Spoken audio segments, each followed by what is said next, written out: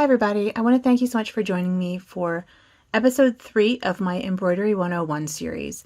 This series is a beginner embroidery class, and I will show you the basics of freehand surface embroidery, and in the end I will teach you how to turn your embroidery into this, I think, adorable needlebook. And it has a scissor pocket and pages, and this is the pattern that we're working on. If you haven't seen parts 1 and 2, I will put the playlist up here so you can see those two. And you can find the pattern for this in my Google Drive link, which is down below in the description box. If you decide to stitch along with me, I would love for you to tag me on Instagram. You can find me at Dr_Christy, which I'll put right here. And that's where I post all of my different stitching and life projects and stuff like that. And I'd love to see what you're working on. So we have already talked about the supplies you need, the fabric, needles, hoops. I've showed you how to transfer the design onto the fabric using all different methods.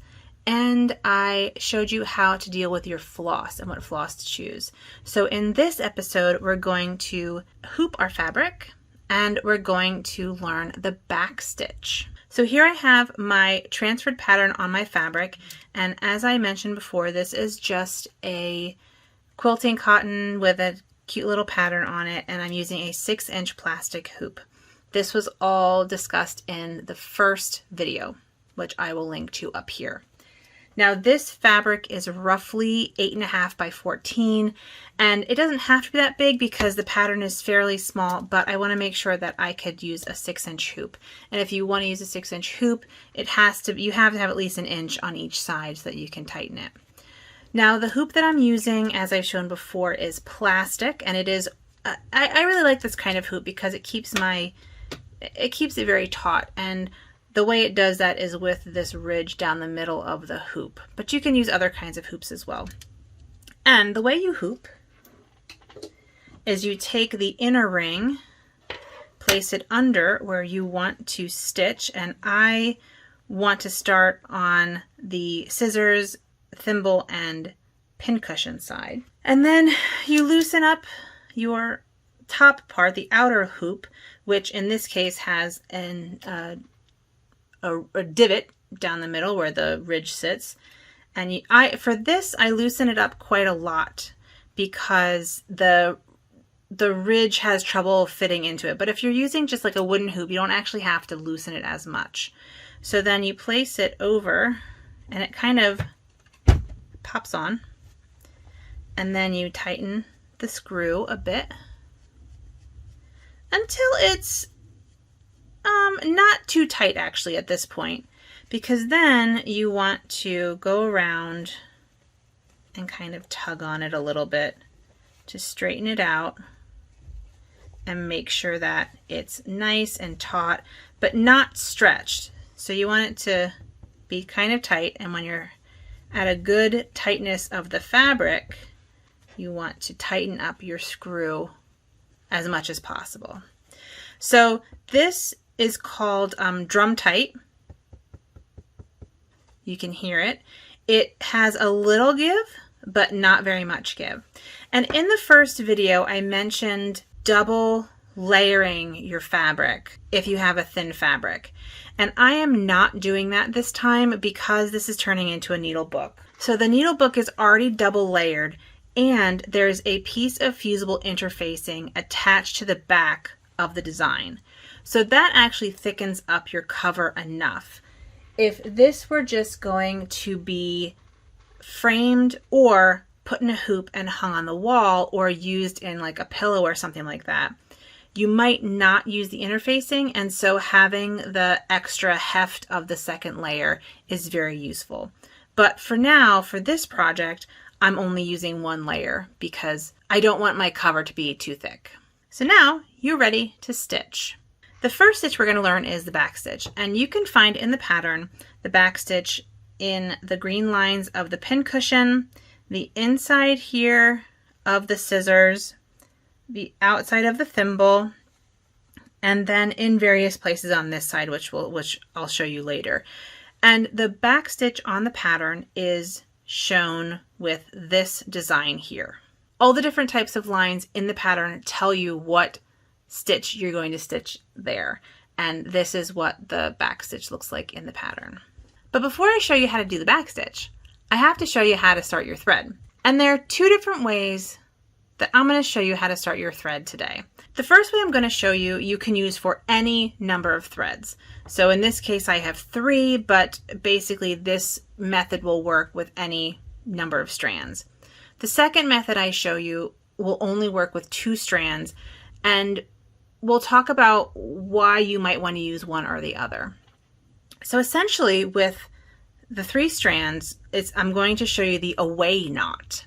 And the away knot is essentially when you make a knot away from where you're stitching, so, you know, somewhere around, and you do your stitches and then you weave your end in. And I like to use what I'm pretty sure is called a quilter's knot, where you hold your thread like this. So it's basically a loop, and you wrap it around 3 times. Then you loosely hold the loops and you pull your thread through, and you end up with a good knot. Now this knot's going to eventually be cut off, so it doesn't have to hold. It just has to hold long enough to do your stitching, to stitch with this. I like having about 4 inches on this first round of thread, and you go in from the top. So this is, I'm using the inside of the hoop just because it was easier to draw on it, but you have the knot on the top, and that's sort of how we're starting it for now. We're just going to have a knot there. And then for the back stitch, you come up 1 stitch length away from the end of of the line that you're stitching, and then you kind of go back to the beginning and you pull through, and then you come up 1 stitch away from your first hole, and then you go in through your first hole. And essentially what you're making, I mean, you're making a nice bead of stitches, but you're kind of going backwards. And you're always coming up through your fabric 1 stitch away from the previous place you came up. And then you go back through your previous place you went up.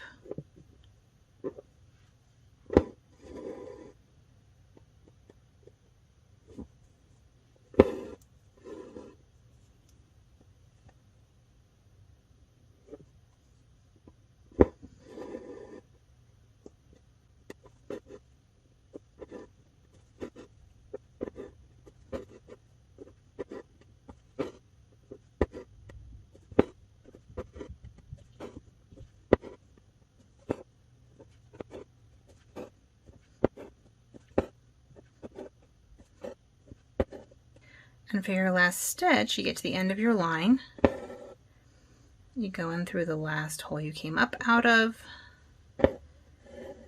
and then you're done with your back stitch. And the back of a back stitch looks either like a chain stitch or a split stitch, depending on how you go through your fabric. But to end your thread, what you want to do is just weave it through. And I'm right-handed, so I have to spin it. I like weaving through 3 times.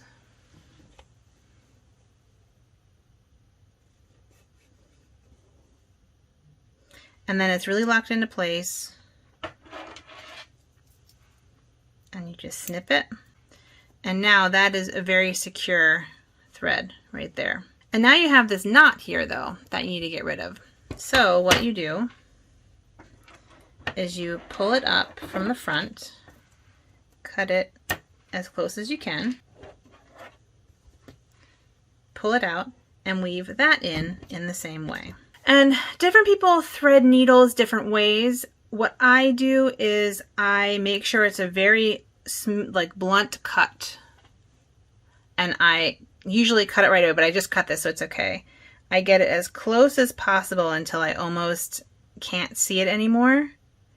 And then I just put it through my needle. And that's how I thread needles. And then you weave it in 3 times. Just make sure you go through different channels, so that way you don't pull it back out. But that's essentially how you start and end threads. So a couple things to remember when you're threading your needle. The first one is that thread has a direction. It has a direction that's smoother. So because it's twisted one way, once it's smoother going in one direction than in the other direction, and you can actually feel it. So it is much smoother moving in this direction than in this direction, which means that I want to thread my needle on this side because I want it to pull through this way in my needle. So thread has a direction. That's something to keep in mind. That will really help you with threading needles. Needles also have directions because needles are punched out. And so the direction that the needle is punched is the direction you want your thread to go, because that way is smoother. So if you find that you're having trouble threading your needle, it could be a couple things. It could be that your needle is too small for the number of strands you're using. It could be that the thread is going in the wrong direction, and it could be that you're threading the needle in the wrong direction. So keep that in mind when you're trying to thread a needle. If you just can't thread the needle, getting a needle threader is a perfectly reasonable option, because the point of this is to be fun, and if it isn't fun, then you shouldn't do it. The second way I'm going to show you how to start your thread is with what's called a loop start. So what I have here is a piece of thread that is one strand that is folded. And this only works with even number strands because you need it to be folded in half. You take the end that is not folded, you thread your needle,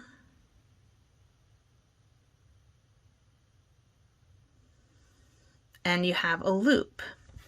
And what you want to do is come up from the bottom, one strand away. Don't pull it all the way through. Go down the other end, flip it over, and you want to go inside this loop.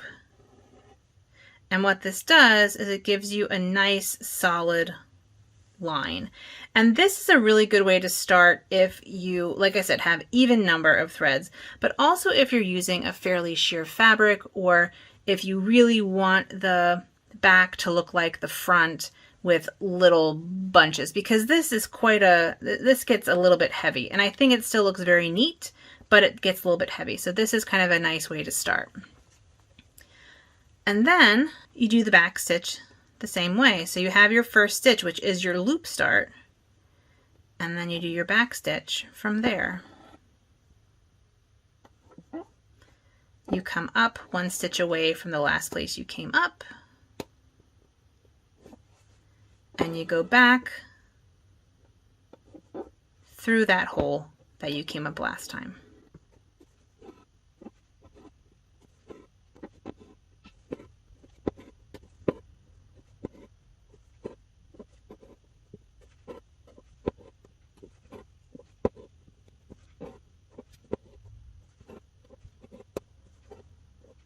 And once you have your last stitch, you flip it over and you weave it in 3 times like you did your other one.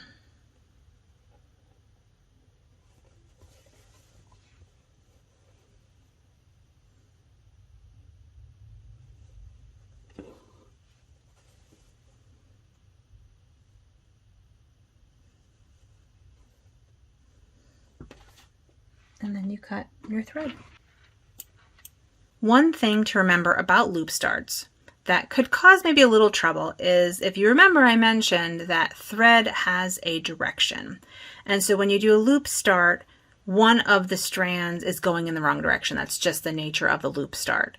So it may be a little bit more difficult to thread the needle with a loop start thread. It also sometimes will twist on itself because of the way the threads are twisted. But in general, if your length of floss is an appropriate length, you shouldn't have any trouble with that. You often will need multiple threads to complete a motif. And instead of starting with an away knot or even starting with a loop start every time, you can actually just weave in your second thread into this first thread like you ended the one before and start a new line or whatever you're doing. And I will show you how to do that when we're on the project. So that is the basic backstitch, and that is the first stitch that we're going to put into our pattern. So for the tomato, I'm going to start with these lines in the tomato, and I want to do an away knot because even though I'm using 2 strands, my strands are fairly short because I cut them short. And so I want to do a quilter's knot. 1, 2, 3, hold that, and pull the threads. And you end up with a nice little knot. And I'm going to start my away knot over there. This line here is going to be my green backstitch, and I'm using DMC 910. So I want to start from about a stitch away from the end and go back. And you can also do this using a sewing method where you go in and out in one stroke, but the angle I'm at right now is a little difficult to do that. So I will do that when I show you the backstitch on the other side. But for now, you go 1 stitch away from the last place you came up and then go in that hole that you came up the last time. So you're making little beautiful stitched, I don't know, little beads.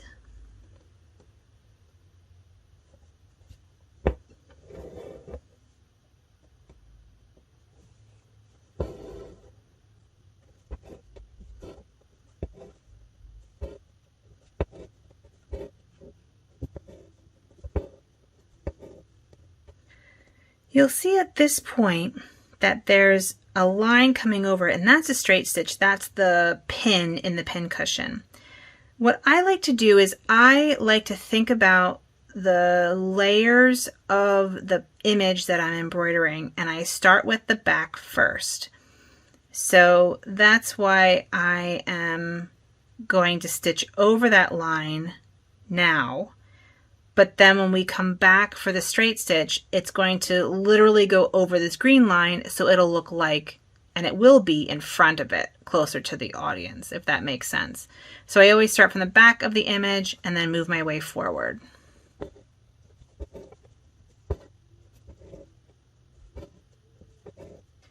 Same here with the leaves of the tomato are going to be lazy daisies. So they'll just go over these stitches, so we can just stitch right into that area. And a major difference between cross stitch, for example, and freehand embroidery is that freehand embroidery you can layer in a way that you can't really layer with cross stitch.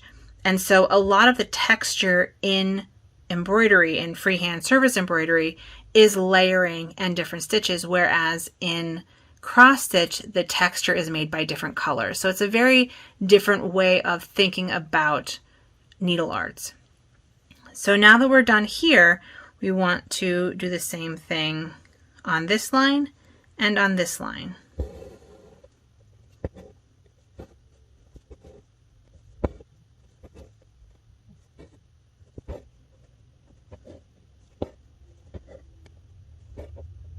Now we're at kind of an interesting spot that I want to talk about. When we leapt from this to this, from this line to this line, it was a very short space, and we could just kind of go to the next line and go down.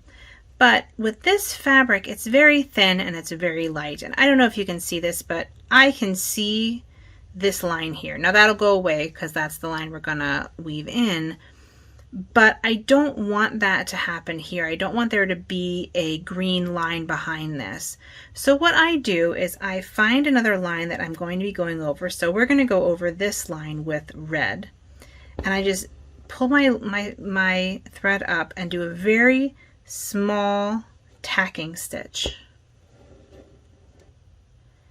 And that just moves the thread a very short distance, and you can kind of force the thread to go along the lines that are going to be stitched so you don't have any thread coming through the front that you can see. And then you just finish up your lines.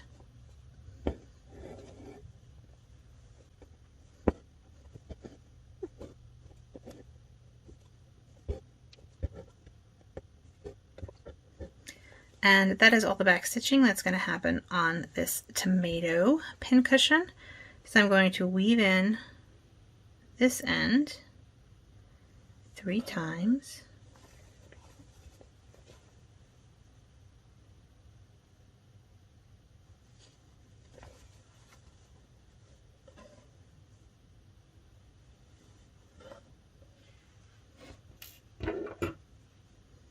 Cut it.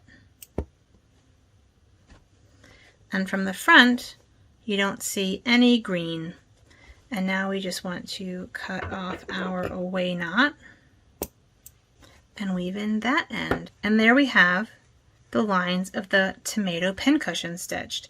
What I would like you to do is stitch around here, around the thimble in backstitch, the inside of the scissor handles in backstitch, and this is going to be in your silver, which I'm using 04. The inside of the scissors, I'm using, I believe, 781, although I don't have it written down here.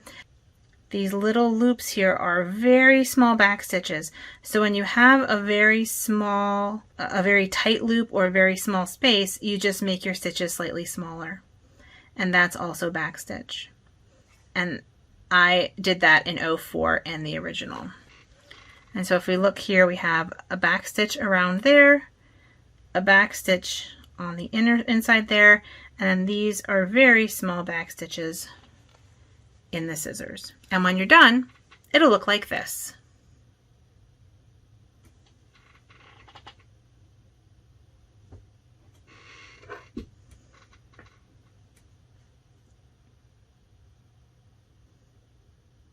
In the next episode, we are going to learn the split stitch, which is around the outside of the scissors, and the chain stitch, which is the bottom of the thimble. The chain stitch is also the outside of the hoop. Thank you so much again for joining me today, and I will see you in my next episode. Bye!